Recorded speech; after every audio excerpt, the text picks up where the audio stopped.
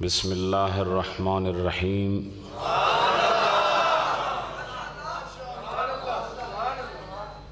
الحمد للہ رب العالمین،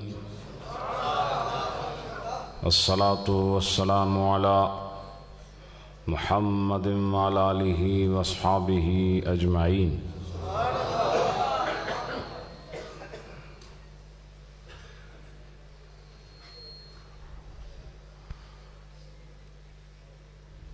لا یستوی اصحاب النار و اصحاب الجنہ،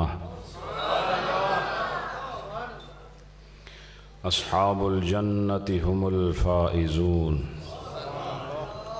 صدق اللہ مولانا العظیم۔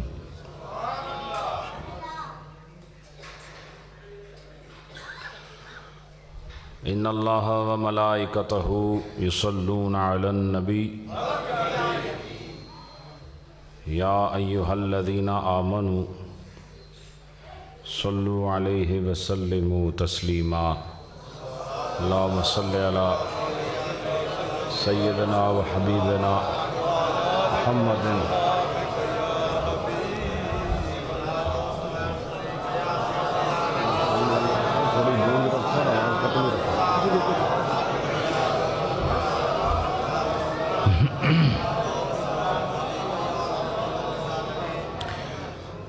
حضرات محترم،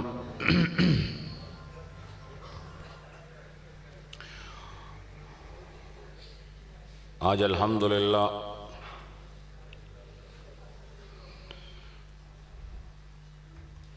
آستانہ عالیہ نیریاں شریف کا یہ خوبصورت مرکز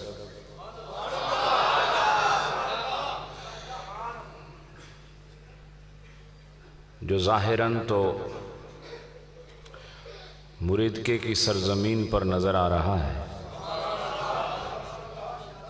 لیکن یہاں بیٹھ کر اس کے در و دیوار سے نیریاں شریف کی ہی خوشبو آ رہی ہے۔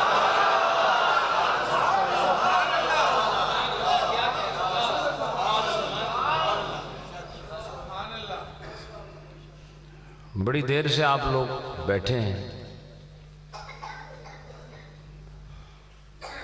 انتظار بھی کر رہے ہیں،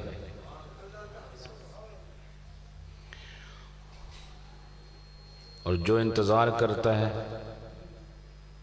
حقیقت میں وہی پیار کرتا ہے۔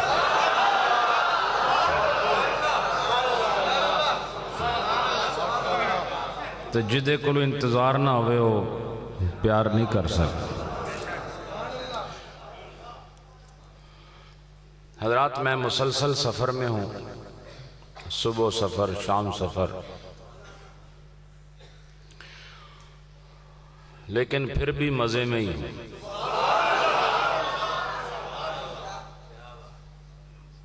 اس لیے کہ یہ سفر میرے ذات کے لیے نہیں ہے، یہ سفر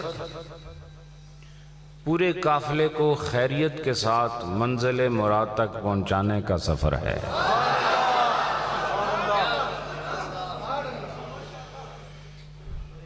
حضرت صاحب رحمت اللہ علیہ کی زندگی کی مشقتیں دیکھ کر ہم نے سمجھ لیا ہے کہ مشقت کے بغیر رحمت نہیں حاصل ہو سکتی۔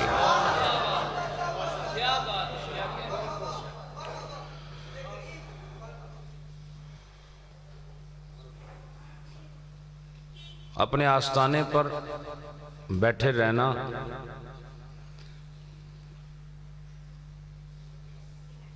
اور وہیں لوگوں کا انتظار کرنا یہ کوئی اتنی باجرت بات نہیں ہے۔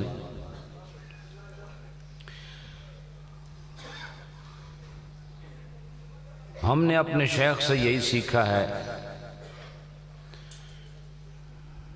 کہ زندگی جو اللہ نے دی ہے اس جہان میں آرام کے لیے نہیں ہے۔ تھوڑا سا وقت آرام کے لیے ضرور ہے، لیکن اس کا اکثر حصہ کام کے لیے ہے۔ اور جو اپنا کام پورا کر کے قبر میں اترے پھر اسے آرام کرنے کا حق حاصل ہو جاتا۔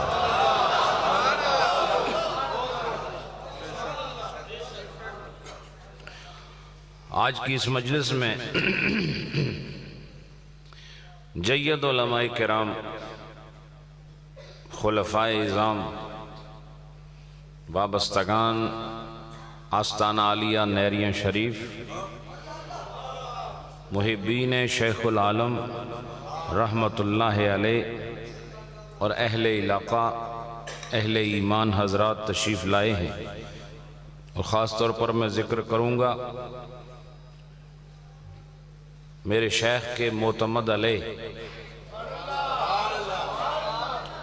محترم جناب رانا غلام مصطفیٰ صاحب، جو حضرت صاحب کی خاص نظروں کا نشانہ رہے اور ان کے حکم پر ہمہ وقت چاق و چوبند تیار اور وفادار رہے۔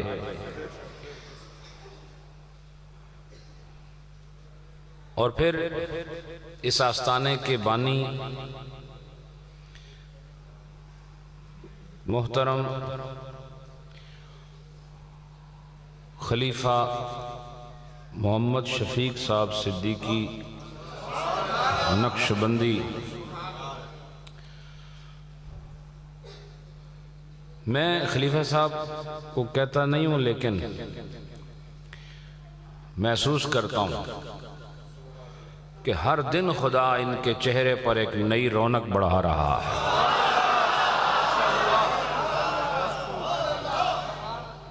اور ان کو دیکھ کر کسی کو بتانے کی ضرورت نہیں ہے۔ یہ رونق دیکھ کر سب خود ہی سمجھ جاتے ہیں کہ یہ نیریاں والوں کا ہی فیض ہو سکتا ہے۔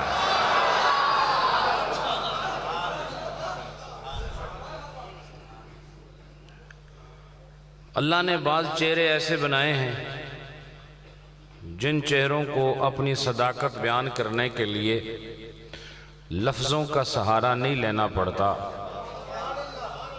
ان کے چہرے ہی ان کی حقیقت اور صداقت پر گواہی دیتے ہیں۔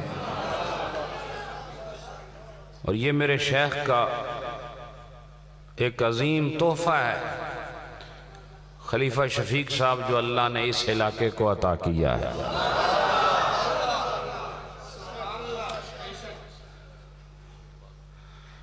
حضرات، میں ان کی کارکردگی، ان کی محنت، ان کی ساری جماعت، جس میں رانا انصر صاحب، محترم شہباز صاحب و دیگر بہت اہم ترین شخصیات صبح و شام محنت کر رہی ہیں، اس پورے ماحول سے بہت مطمئن ہوں۔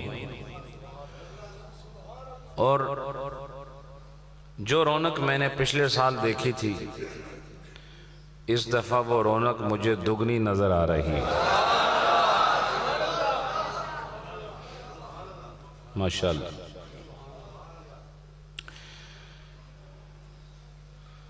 یہ خلیفہ نوید صاحب اور آپ اس طرف آ جائیں، ادھر آگے، ماشاءاللہ۔ ایک دفعہ ذرا محبت سے درود پڑھیں تاکہ پتہ چلے کہ نبی پاک کے مستانے اس وقت بھی بیدار بیٹھے ہیں۔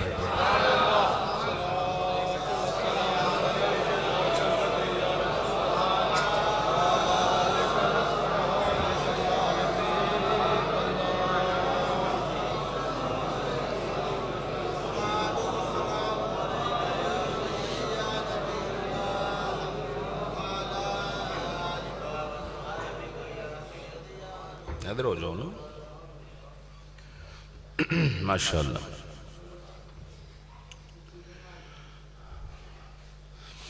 تو میں آپ کے سامنے انشاءاللہ گفتگو کروں گا، گفتگو کے لیے ہی آیا ہوں، لیکن گفتگو کے لیے نہیں، جستجو کے لیے، آرزو کے لیے، اور کسی کی خوشنودی کے لیے،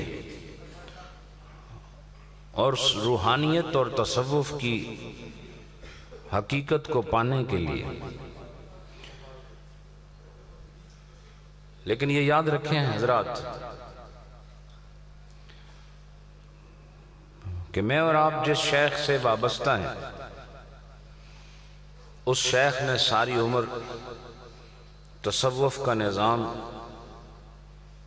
حقیقت کی بنیاد پر چلایا ہے۔ میرے شیخ کا یہ معیار تھا کہ جس نے اس راستے میں سچائی کے ساتھ قدم رکھا تو چاہے وہ بہت دور رہنے والا ہو اور کوئی اس سے رشتہ نہ ہو، میری شیخ کی بارگاہ میں وہ سب سے زیادہ قریب ہوتا تھا۔ اور چاہے کوئی کتنا ہی قریب کیوں نہ ہو، خاندان کے اعتبار سے، خون کے اعتبار سے، رشتے کے اعتبار سے، لیکن اگر وہ روحانی اعتبار سے اور صوفیانہ اعتبار سے،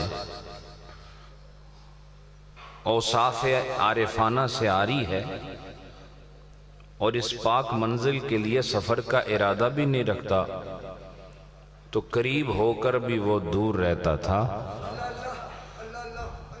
اس پاکیزہ بنیاد کی وجہ سے آج نیریاں شریف کا شہرہ اور نیریاں شریف کا جو نام ہے وہ مشرق و مغرب میں عام ہے۔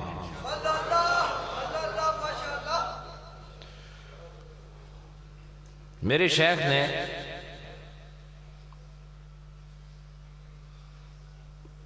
مسجدیں تیار کی، کالج تیار کیے اور بہت سارے ادارے تیار کیے، لیکن اصل جو میرے شیخ نے تیار کیے وہ افراد ہیں،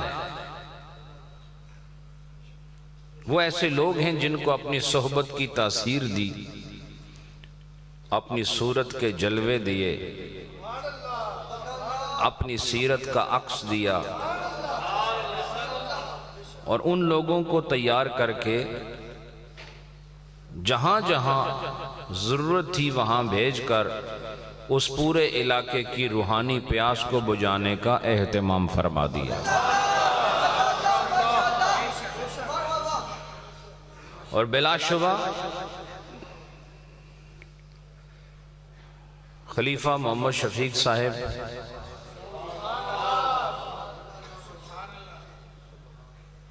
اپنی شیخ کی بارگاہ سے نوازے ہوئے ہیں، اور الحمدللہ یہ قابل اعتماد شخصیت بھی ہیں، خلیفہ بھی ہیں، پیر بھی ہیں۔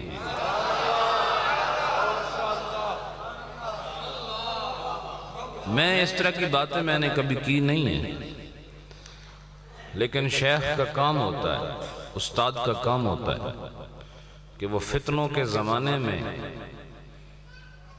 لوگوں کو فتنوں کی گرد سے بچانے کے لیے ایسا بیان ضرور کرتے ہیں جس سے حقیقت بھی کھل جائے، شخصیت کا اظہار بھی ہو جائے، اور پیچھے چلنے والوں کے لیے آخرت میں بچنے کا سامان بھی ہو جائے۔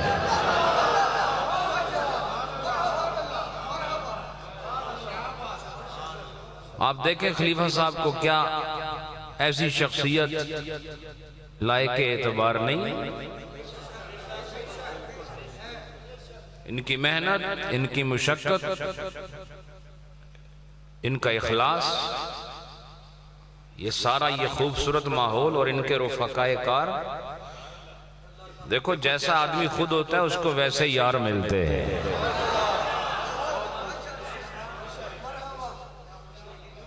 جیسا امام ہو ویسے ہی مقتدی ہوتے ہیں، تو جیسا پیرو ہوئے جو مرید ہوندے ہیں ایسا ہی ہے، اور جیسا استاد ہو ویسے ہی شاگرد ہوتے ہیں۔ ہر ایک کو اپنی حیثیت کے مطابق افراد ملتے ہیں۔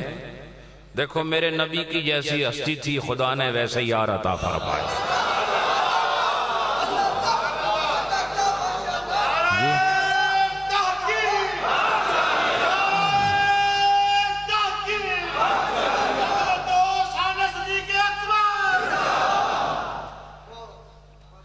ماشاءاللہ۔ یہ جو مرید کے گرد و نواح میں رہنے والے ساتھی ایک عرصے سے خلیفہ صاحب کو جانتے ہیں.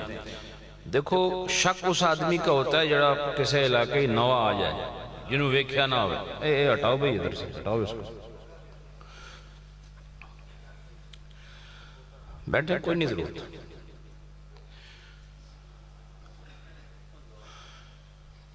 نبی پاک علیہ السلام کا تعارف کراتے ہوئے اللہ نے خود قرآن میں فرمایا کہ آپ نے ان کے اندر ایک زمانہ گزارا ہے.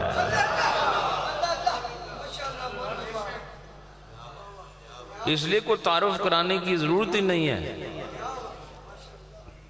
تو جن لوگوں نے خلیفہ صاحب کے ساتھ زمانہ گزارا ہے، کیا وہ ان کی باتوں سے، ان کے اعمال سے، ان کی عادتوں سے واقف نہیں؟ یہ شخص جس طرح پہلے دن دیندار تھا الحمدللہ آج بھی اسی طرح دیندار ہے. اور یہ شخصیت جس طرح پہلے دن وفادار تھی الحمدللہ آج بھی اسی طرح وفادار ہے. اور جس طرح سے ان کے پہلے دن خدمات تھی آج بھی اسی طرح کی خدمات ہیں. اور یاد رکھو ان کو زمانہ ملا ہے شیخ العالم کا. خلیفہ صاحب آپ کو گھبرانے کی ضرورت نہیں ہے، پیچھے شیخ العالم ہے، آگے میں آپ کا سہارا بن کے آگے چل رہا ہے.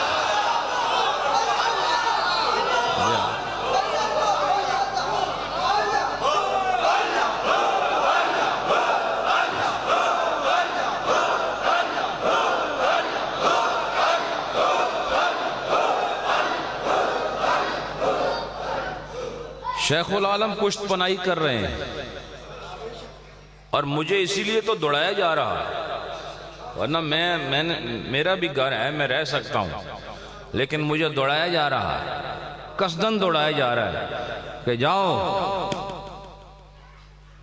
فصل کی حفاظت کرو. ورنہ میں بھی گھر میں بیٹھ کے نظر نیاز لے کر چند مریدین خلفاء کو بلا کے اپنا گزارا کر سکتا ہوں، لیکن تف ہے ایسی زندگی پر. ہم جس شیخ کے ماننے والے ہیں اور جس شیخ کے پیچھے چلنے والے ہیں، انہوں نے ہمیں یہ بیکاریوں والی زندگی نہیں دی، انہوں نے ہمیں بادشاہوں والی زندگی دی.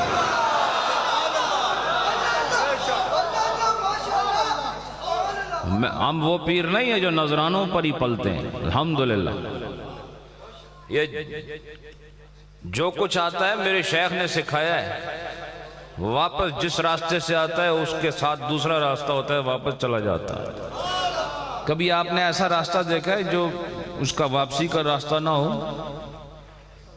بھئی ادھر سے جانے کی ٹریفک، ادھر سے آنے کی ٹریفک، تو ہمارے پاس جو بھی آتا ہے بالکل ساتھ ہی دوسرا راستہ ہے، وہاں سے واپس چلا جاتا ہے. تو میں گھر بیٹھ کے وقت گزار سکتا ہوں بڑے آرام کے ساتھ، لیکن شیخ کریم کی روحانی توجہ سے میں کریا اور بستی بستی میں، ٹوٹے ہوئے راستوں میں، ٹپکتی چھتوں کے نیچے بھی کھڑا ہو کر کبھی ایک وقت میں آپ کو یورپ کے ایوانوں میں نظر آؤں گا اور دوسرے وقت میں آپ کو پنجاب کی سرزمین پر نظر آؤں گا. اور الحمدللہ میں اسی تربیت کے نتیجے میں پوری دنیا کے اندر دورہ کرتا ہوں، اور جہاں مجھے خرابی نظر آتی ہے میں کسان بن کر، مالی بن کر ان بوٹیوں کو جڑ سے اکھاڑ دیتا ہوں جس سے فصل کو نقصان ہوتا ہے.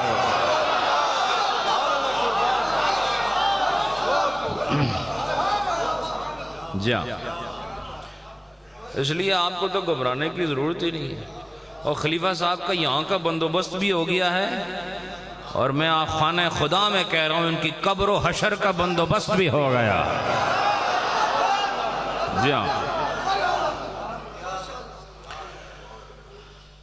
حضرات، اللہ نے ارشاد فرمایا لا یستوی اصحاب النار و اصحاب الجنہ،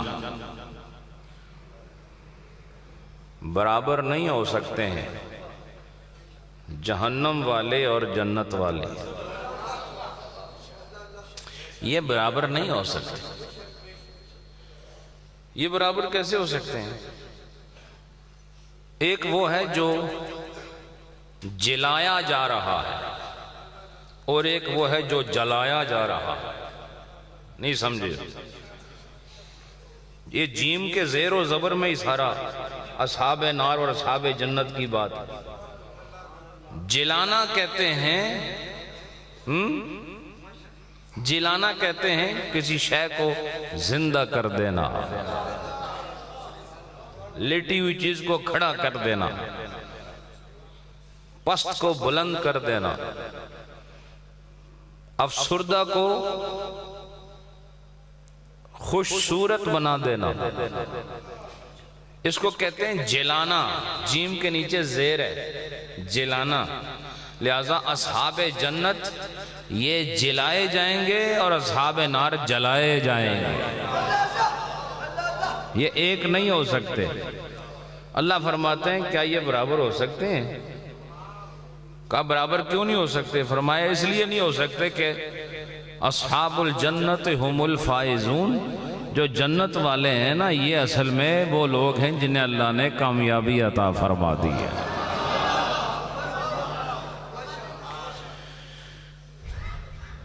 جنت والے کون ہیں؟ جو کامیاب ہیں۔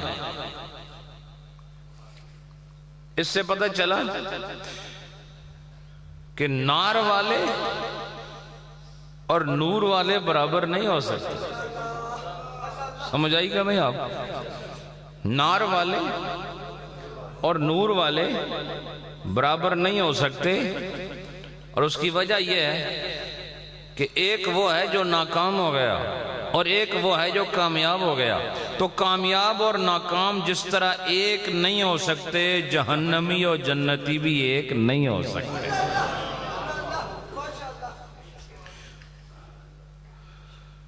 میٹھا پانی اور کڑوا پانی یہ ایک ہو سکتے؟ ایک نہیں ہو سکتے، چونکہ ایک کے اندر ہمیں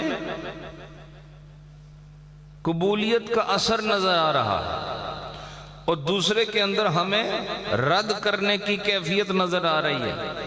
ایک مطلوب ہے، دوسرا مردود ہے۔ ایک روشنی والا ہے، دوسرا آگ والا ہے۔ ایک اللہ کی رضا والا ہے، دوسرا وہ جو اللہ کے غضب کا مستحق ہو گیا ہے۔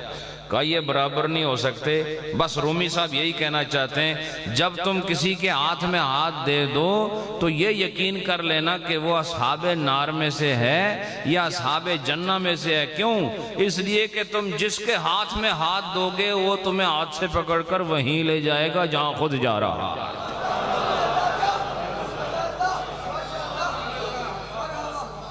جہاں وہ خود جائے گا، چونکہ تم نے سودا خود کیا ہے، تم نے ہاتھ اپنی مرضی سے کسی کے ہاتھ میں دیا ہے، لہذا اگر کسی کے ہاتھ میں ہاتھ دینا چاہتے ہو تو یہ نہیں دیکھنا کہ یہ بیٹا کس کا ہے، یہ نہیں دیکھنا اس کا دادا کون ہے۔ جیسے کہ موروثی ہماری وراثت ہوتی ہے، یہ ولایت میں وراثت نہیں ہوتی، ولایت میں مشقت ہوتی ہے۔ دیکھو جو زمین کی وراثت ہے اللہ نے اس کے لیے قانون بنا دیا ہے۔ علم الفرائض ہمارے جامعات میں، ہمارے مدارس میں مروج ہے اور باقاعدہ علم المیراث کی کتابیں پڑھائی جاتی ہیں۔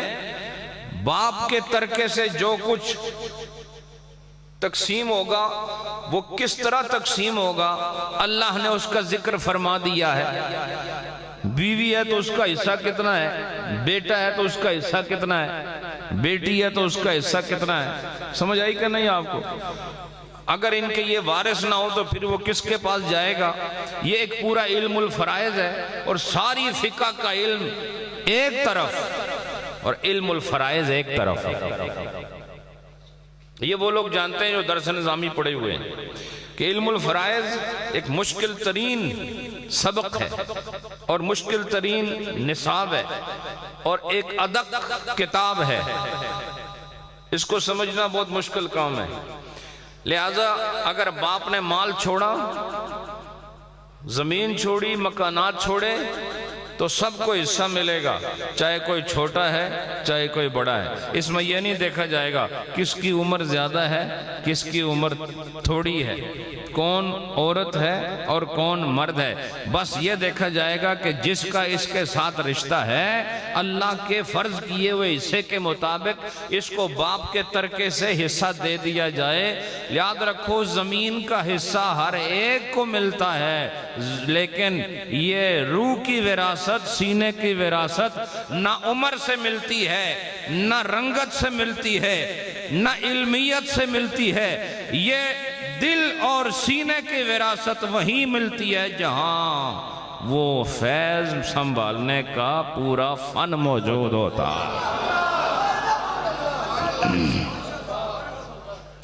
یہ وراثت عمر سے نہیں ملتی، اور یہ وراثت کسی دنیاوی عہدے کی وجہ سے نہیں ملتی۔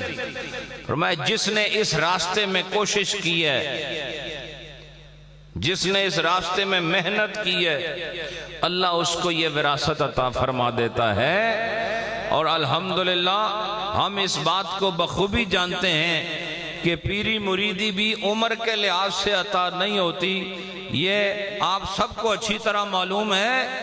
آپ دنیا میں سفر کر کے دیکھیں اور کتابیں پڑھ کے دیکھیں، جہاں پر صاف دل نظر آئے اور بعض اوقات اپنی سگی اولاد کو بھی یہ حصہ نہیں ملتا، پیچھے چلنے والے مرید کو شیخ کا پورا فیض مل جایا کرتا، چونکہ یہ وہ وراثت نہیں ہے جس کا حصہ اللہ نے قرآن میں مقرر کیا ہے، یہ وہ وراثت نہیں جس کا حصہ نبی پاک نے اپنی حدیث میں مقرر فرمایا ہے، نہیں، فرمایا اس حصے کو پانے کے لیے خون کا رشتہ ہونا ضروری نہیں، روح کا رشتہ ہونا ضروری ہے۔ اس لئے یاد رکھو، اگر شیخ العالم رحمت اللہ علیہ کی وراثت چاہتے ہو تو میں آج بھی مسجد میں بیٹھ کر یہ کہہ رہا ہوں، تم میں سے ہر ایک وہ وراثت حاصل کر سکتا ہے۔ کیوں؟ یہ سینے کی وراثت خون کی سبب سے نہیں ہوتی، روح کی سبب سے ہوتی۔ حضرات، فرمایا کامل اور ناقص، اس میں تفریق ضروری ہے۔ جس طرح اصحاب نار اور ہیں، اصحاب جنت اور ہیں، اور اللہ کی رضا والے اور ہیں، اور اس کے غضب کے مستحق اور ہیں، وہ جو بدبخت بن گئے ہیں وہ اور ہیں، اور جو خوش بخت ہیں وہ اور ہیں، وہ جو خدا کے مطیع و فرما بردار ہیں یہ اور ہیں، اور جو نافرمان ہیں یہ اور ہیں، وہ جن کی پیشانیوں میں نور سجدہ نظر آتا ہے یہ اور ہیں، اور جن کی پیشانی کبھی زمین کو چھو نہ سکی، فرمایا یہ اور ہیں۔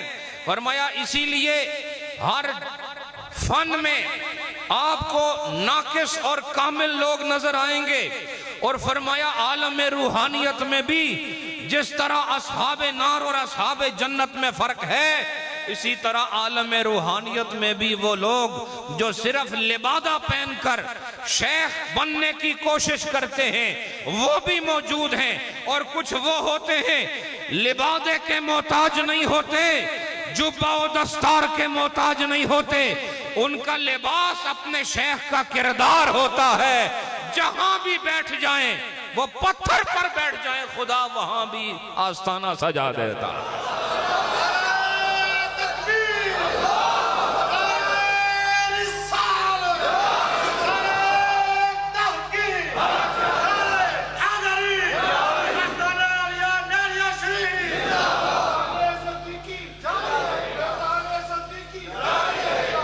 حضرات، جناب رومی فرماتے ہیں کہ ہم تمہیں کاملوں کا حال بتاتے ہیں۔ کامل کون ہوتا ہے؟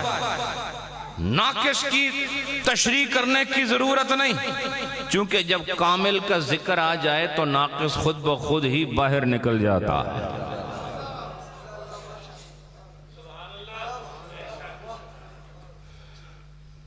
حضرات، اگر کسی آدمی نے کبھی دن دیکھا ہی نہ ہو، ہر وقت رات ہی دیکھی ہو، تو وہ دن کو کبھی نہیں سمجھ سکتا. لیکن جیسے دن آتا ہے تو اب رات کے بارے میں بتانے کی ضرورت ہے نہیں. اس کا آنا ہی اس بات کی دلیل ہے کہ وہ آ گیا. اس کا آنا ہی دلیل ہے. اس کو دیکھ کر رات خود بخود بھاگ جاتی ہے. اور یہاں کاملین کا ذکر ہے کہ کامل کون ہوتا ہے. جناب رومی فرماتے ہیں کامل وہ ہے، کامل وہ نہیں، کامل وہ نہیں جو کشتی میں سفر کرتا ہے. کامل وہ نہیں ہے جو کشتی میں سفر کرتا ہے. کیوں؟ اس لیے کہ بحر معرفت میں سطح پہ رہنا یہ کوئی معرفت نہیں ہے، اس میں غوطہ زن ہونا پڑتا ہے. پانی دے اندر جانا پہندا ہے. اور فرمایا پانی دے اندر جان نال بھی موتی نہیں مل دے. سمجھے ہو کہ نہیں؟ موتی اس ویلے ملتے ہیں جس لئے بالکل تھلے تے دے اندر پہنچے پھر موتی ملتے ہیں. کبھی ایسا ہوا ہے کہ پانی میں کوئی غوطہ زن ہو، پانی میں غوطہ لگائے اور جیسے اندر جائے تو پانی میں اس کو موتی مل جائے؟ نہیں. فرمایا کہ اس کو بالکل تے میں جانا ہوگا، تے میں جانا ہوگا. فرمایا وہاں سے موتی لے سکتا ہے. عام سمندر میں بھی تمہیں سمندر کی تہ میں جا کر موتی کی تلاش کرنی ہوگی. نہ اس کی لہروں میں موتی ملتا ہے اور نہ اس کے اندر ڈوبنے سے موتی ملتا ہے. فرمایا ڈوبنا یہ ابتدا ہے اور پانی کے اوپر چلنا یہ صرف بیت ہے اور ڈوب جانا اس منزل میں ابتدا ہے. اور جو اس کی تہ میں چلا جاتا ہے یہ وہ انسان ہے جو کھڑا زمین پر ہوتا ہے لیکن یہیں سے کھڑے کھڑے آسمان کو بھی دیکھ لیتا. یہ آسمان نہیں ہے جو آپ کو نظر آ رہا ہے، یہ بہت دور کی چیز ہے. اور وراء الورا دیکھ سکتا ہے. یہ کون ہے؟ یہ گہرائی میں جانے والے، یہ پانی کی تہ میں جانے والے غواص بحر معرفت، اللہ کے ولی جنہیں معرفت کے سمندر میں غوطہ لگانا آتا ہے. وجہ کیا ہے؟ کہا جن لوگوں کے ہاتھوں میں ہاتھ دے کر دریائے معرفت پر قدم رکھا ہے وہ آہستہ آہستہ پانی کے اندر لے جاتے ہیں. پانی کے اندر جاتے ہی فوراً تے میں نہیں جاتے، آہستہ آہستہ نیچے جاتے ہیں، آہستہ آہستہ نیچے جاتے ہیں. اور یاد رکھو جب تے میں پہنچ جاتا ہے تو پھر موتی مل جاتا ہے. اور اگر تم غور کرو نماز کا بھی کچھ یہی حال ہے.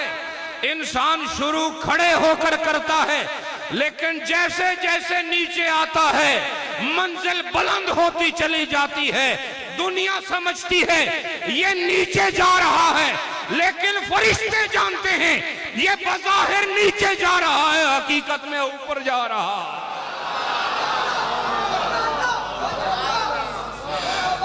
جو سجدے میں جائے وہ لگتا ایسا ہے کہ نیچے جا رہا ہے اور جب بالکل رکوع میں جاؤ نیچے جانا شروع ہوا کہ نہیں؟ بولو. اور جڑا آدمی سنو، جڑا آدمی پانی دے اندر چھال مارے، چھالی کے اندر نا یا کوئی اور بھی کے اندر، تو جیسے پانی دے اندر چھال مارے تو پھر وہ تھلے ہی جاندے رہندے یا پانی پھر واپس اتے لے آندہ. آپ میں سے کسی نے یہ تیراکی کی ہے؟ پانی میں ایک دفعہ چھلانگ لگاؤ نا تو پانی تھوڑا سا واپس اس کو اوپر لاتا. ایسا ہے کہ نہیں؟ ایسے تو نہیں اس نے چھلانگ ماری تو نیچے ہی جا رہا ہے، وہ راکٹ تھوڑا ہی ہے. نہیں سمجھے کہ وہ سیدھا آگے ہی ٹر گیا. نہیں، جب تو چھال مارو نا تو پھر جتنا توڑی پاور ہے، توڑی فورس ہے باڈی دی، وہ جلے مکمل ہوئے گی. جتھے جتھے تک تسی گئے، جتنی گہرائی تک، اس تو بعد پانی نے تانوں واپس ریئیکشن کرنا ہے اور انہیں تانوں اتے لے آنا ہے. لیکن اتے لے آ کے پھر جو تھلے جانا چاہو اپنی مرضی نال، پھر پانی نہیں روکتا، پھر تو اسی اپنی مرضی نال تھلے جاندے رہندے. سمجھ آئی کہ نہیں؟ پھر تھلے جاندے رہندے ہو، لیکن ایک واری جو چھال مارو تو ایک واری اوپر ضرور پانی لے کے آندہ ہے۔ فرمایا یہی حال نماز کا بھی ہے، یہ شروع تو ایسے ہی کرتا ہے کہ ایسے اللہ اکبر کہہ کے جب رکوع میں جاتا ہے تو یہاں سے پھر تھوڑا سا اوپر آتا ہے، سمع اللہ لمن حمدہ، تھوڑا سا اوپر آتا ہے۔ اب اسے نیچے جانے سے کوئی پانی نہیں روک سکتا، اب اس نے گہرائی میں جانا ہے، اور گہرائی میں جا کر کیا لینا ہے؟ کہا جو غواص بحر ہو، بحر میں غوطہ زن ہو، وہ نیچے جاتا ہے، مچھلیاں دیکھنے نہیں جاتا، موتی لینے جاتا ہے۔ اور اللہ کا ولی جب سمیع اللہ لمن حمدہ کہہ کر ایک مرتبہ بلند ہوتا ہے، اب وہ تہ میں جانے والا ہے، اور تہ میں کیسا گیا؟ سر زمین پہ رکھ کر اس نے رب کو یاد کیا، اور سارے موتی اپنے دامن طلب میں سبحان ربی الاعلیٰ کہہ کر جمع کر لیے۔ اب جو کھڑا ہوا موتی دامن میں آ چکے تھے، جو سامنے آتا گیا سب کو نوازتا گیا۔ سمجھ آئی آپ کو؟ فرمایا جس طرح تیراک پانی کی گہرائی سے جا کر موتی نکالتا ہے، خدا کا ولی بھی گہرائی میں جا کر، یعنی سجدے میں جا کر تہ سے، زمین کی اس تہ سے جو بالکل نظر آ رہی ہے، وہاں پہنچ کر ہاتھوں سے موتی نہیں نکالتا، خدا کے ذکر سے موتی حاصل کرتا۔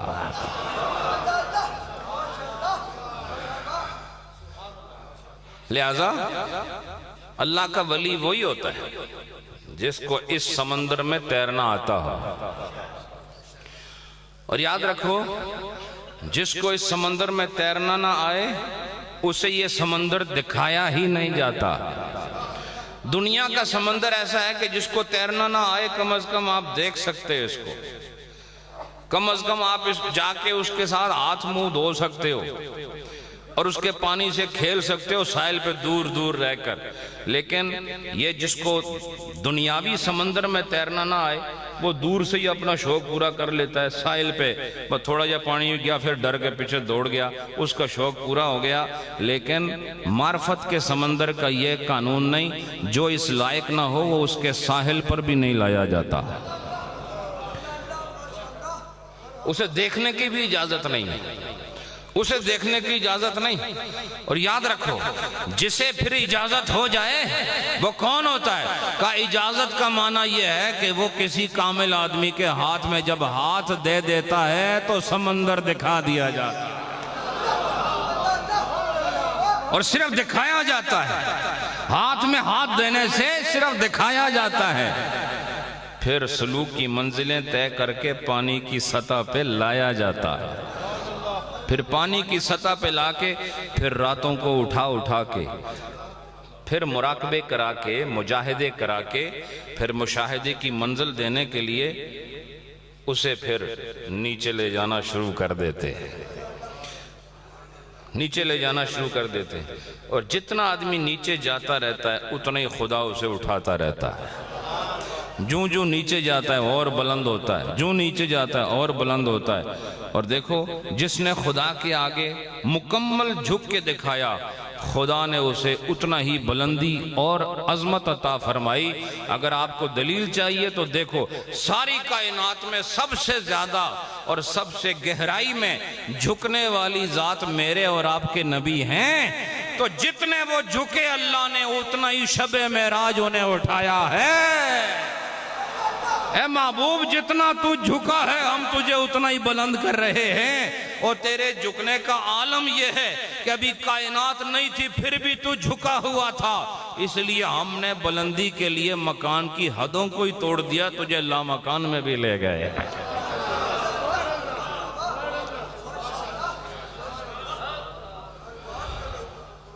اللہ کا ولی کون ہے؟ فرمایا اللہ کا ولی وہ ہے جو بحر معرفت کے تہ میں جا کر دنیا معرفت کے موتی چنتا ہے، اور یاد رکھو جدے کول موتی آ جانو غریب نہیں رہندا، پھر یہ کیسے ہو سکتا ہے ہاتھ میں ہیرے جواہرات آ جائیں اور اس کے بعد بھی وہ غریب ہو؟ لہذا یہ بھی تو دیکھو، وہ معرفت کے سمندر میں گیا ہے لیکن اللہ نے نامراد نہیں لوٹایا، اس کے ہاتھوں میں مراد کے موتی دیے ہیں، ہیرے جواہرات دیے ہیں، اور وہ کیا ہے؟ رب نے اپنی پہچان عطا فرمائی ہے، رب نے دنیا میں رکھ کر آخرت کے مزے عطا کر دیے، اللہ رب العالمین نے اپنی محبتوں کے جام پلا دیے اور فرمایا یہ وہ آدمی ہے۔ دیکھو اگر آپ کوئی کاروبار کریں، سن دیو بھئی، پیچھے والے بھی سن رہے ہو؟ پیچھے والے سن رہے ہو کہ نہیں؟ اگلے والے کہہ رہے ہیں ماشاءاللہ۔ تو انہوں میرے خیال آج یہ پتہ ہی نہیں چلے کہ پچھلے والے کون ہیں اگلے والے کون ہیں۔ یاد رکھو، اگر دلی طور پر آپ حاضر رہیں تو کوئی بھی نہ پیچھے ہے نہ آگے ہے، سب برابر ہے، اور اگر حاضر نہیں ہو تو جو سب سے آگے بیٹھا ہے وہ بھی پیچھے ہے، اور اگر حاضر ہو تو جو سب سے پیچھے ہے وہ میرے سب سے آگے بیٹھا ہوا۔ جی ہاں، یہ حاضر غائب کا ہمارا اپنا ترجمہ ہے، سمجھ آئی کہ نہیں آپ؟ آدمی کاروبار کرے تو دو چیزیں ہوتی ہیں خلیفہ صاحب، یا تو نقصان ہوگا یا فائدہ ہوگا۔ ایک صورت اور بھی ہے، نہ نقصان نہ فائدہ، پر جس آدمی کا نہ نقصان ہوئے نہ فائدہ، وہ انہوں بھی کہ اندر نقصان ہی ہو گیا۔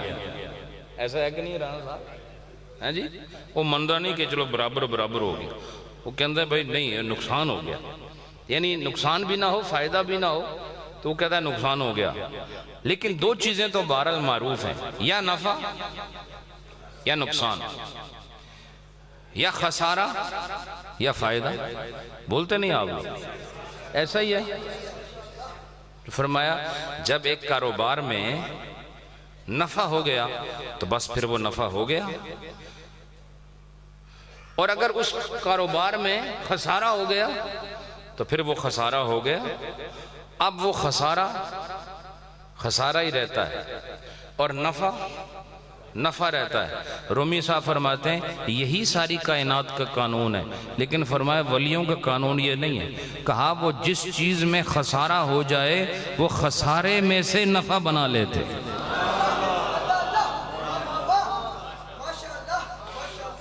وہ خسارے میں نفع بنا لیتے ہیں، یعنی اگر کہیں ان کو خسارہ نظر آئے تو اللہ نے ان کو ایسی قدرت دی ہوتی ہے کہ وہ خسارے کو ہی نفع بنا دیتے ہیں، اور یہ دنیا کا کاروباری انسان نہیں کر سکتا، اللہ کا ولی ہی کر سکتا ہے۔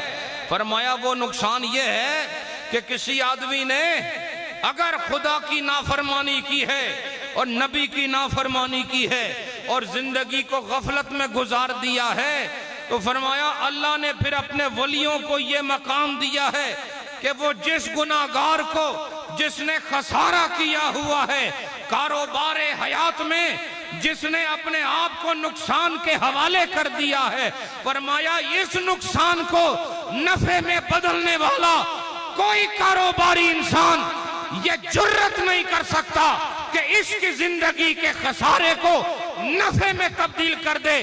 لیکن اگر یہی انسان اللہ کے ولی کے ہاتھوں میں اپنا ہاتھ دے دے اور یہ ناقص اگر کامل کی مجلس میں آ جائے تو پھر اللہ اس کے گناہوں کو نیکیوں میں تبدیل فرما دیتا۔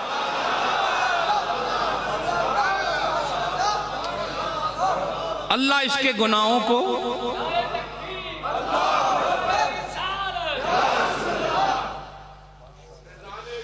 حضرات، اللہ رب العالمین نے قرآن میں ارشاد فرمایا ہے کہ اللہ ان کے گناہوں کو نیکیوں میں بدل دے گا، ہے کہ نہیں؟ اللہ نے قرآن میں فرمایا ہے، اس کی قدرت ہے کہ وہ گناہوں کو ہی نیکی بنا دے۔ یہ عجیب بات ہے، ایسا نہیں ہے کہ گناہ کے فعل کو وہ نیکی بناتا ہے، نہیں، گناہ کرنے کے بعد جو اس کی تاثیر ہوتی ہے عمل کی بات نہیں ہو رہی. گناہ کا عمل کرنے کے بعد پھر آدمی کے اندر گناہ پیدا ہو جاتا ہے، لیکن وہ گناہ جو اندر پیدا ہو گیا وہ اس عمل کی وجہ سے ہوا. عمل تو اسی طرح گناہ ہی رہتا ہے، لیکن اس عمل کی تاثیر جو گناہ بنتی ہے، خدا اس گناہ کو بھی نیکی کی صورت عطا فرما دیتا ہے. ایک ہی ہستی ہے، لیکن اگر وہ گناہ کرے تو نقصان ہو گیا. تو جو نقصان ہو گیا آپ بتائیں مجھے، جیسے ابھی میں نے بتایا لاکھ کاروبار کرو، اگر نقصان ہو گیا تو وہ کبھی فائدے میں نہیں بدل سکتا. یہ دنیا کا کاروبار ہے، لیکن روحانیت کے کاروبار میں نقصان والوں کو بھی اللہ کا ولی کہتا ہے او میرے کو لا جاؤ، اجے نقصان کوئی نہیں ہویا.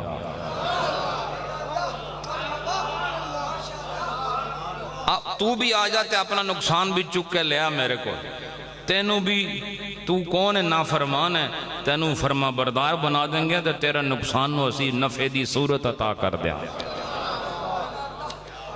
یہ ہے کون؟ یہ ہیں کامل لوگ.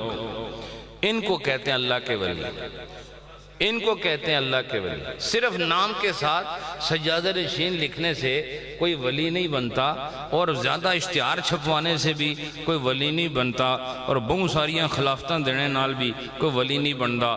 ولی وہ ہوتا ہے جس کے سامنے گناہگار آئے تو لوٹے تو وہ پرہیزگار بن کے واپس ہے.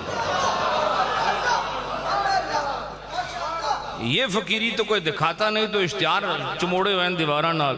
ہمیں اشتہار کی ضرورت نہیں، اللہ کے یار کی ضرورت ہے.